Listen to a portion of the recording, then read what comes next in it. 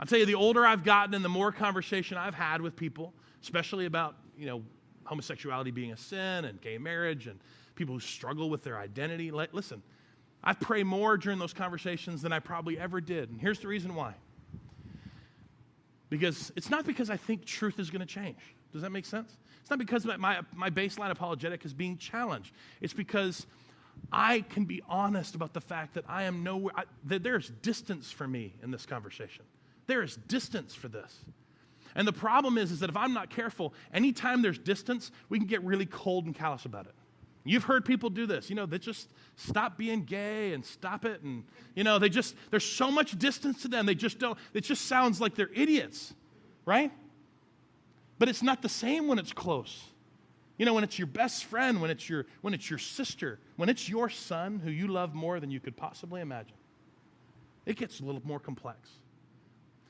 It doesn't change truth. Everybody with me? But you have to be prayerful about that position, because when I'm talking to somebody and there's distance for me, but there's something really close for them, I am in constant prayer about, God, how can you fill me with compassion for this conversation, for this person? God, give me wisdom as I engage in this, making every opportunity count to point someone to absolute hope.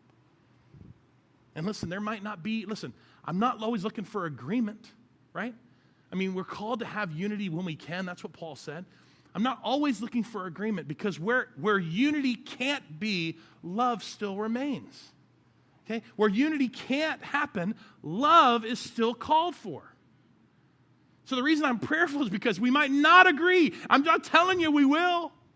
I'm going to have an absolute truth. I'm going to have His truth that I'm going to hold to, and I'm going to pray for a compassion and be humble in my apologetic about it. But guys, where disagreement's going to happen, where we're not going to agree and we're not going to be unified, love still remains. Jesus didn't say to me, listen, He didn't say to us, look, it's the way you guys are going to agree with each other that everybody's going to know you're my disciples, right? It's the way you guys are going to be all the same, like little robots. It's so great. Everybody's going to know that you're mine. No, He said, it's going to be the way in which you love one another. And I can't picture a love that's harder to have than with somebody I don't agree with. With somebody that doesn't agree with me, that somebody doesn't feel the same way. My truth rises up in me all the time. And that's what I got to remind myself and pray through those moments, that it's not about my truth. It's about His truth. It's about me taking that humility. There is not an us versus them. It's not a me versus you. And then being prayerful about how can I position myself to continue to love them? Because it might not, it might be one conversation and done, because maybe they'll speak bad about me. That's fine. I understand that will happen.